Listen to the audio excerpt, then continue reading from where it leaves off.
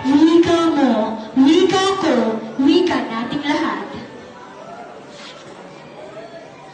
Mapagpalang araw sa ating lahat. Andito na naman ako sa inyong harapan. Isa, dalawa, tatlo, pero teka, magpapakilala po muna ako. Ako nga po pala si Jillian Verdaso, galing sa Baitang 10.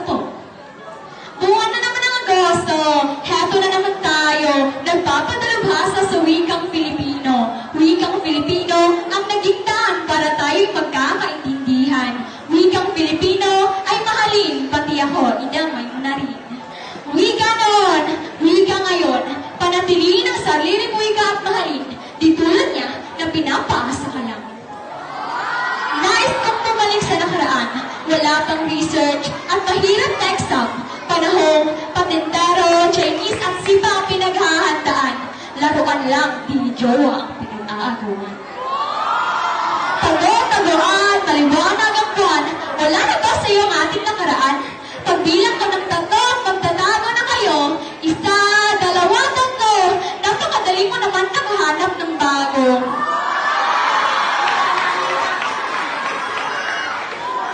Ako'y isang Pinoy sa puso't diwa, Pinoy na isinilang sa ating bansa.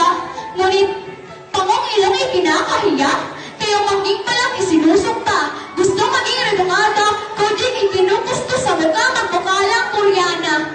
Pilit nilisa ng bansa, parang yung ex, nakakita lang ng bagay ikinuman ka na. Ako'y Pinoy na may sariling wika, Pinoy na isinilang sa ating bansa. Isinilang sa ating bansa. Ako'y Pinoy na may sariling wika, Pinoy na isinilang sa ating bansa.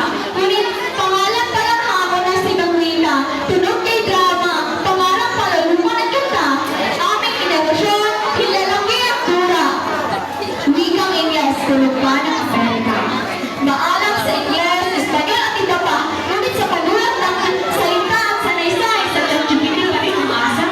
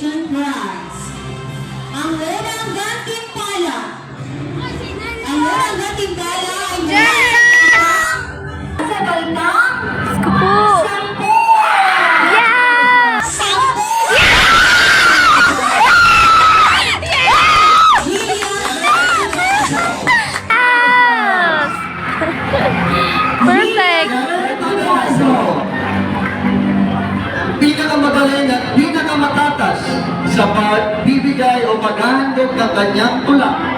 At yung hindi natawag po, meron po kayong consolation prize.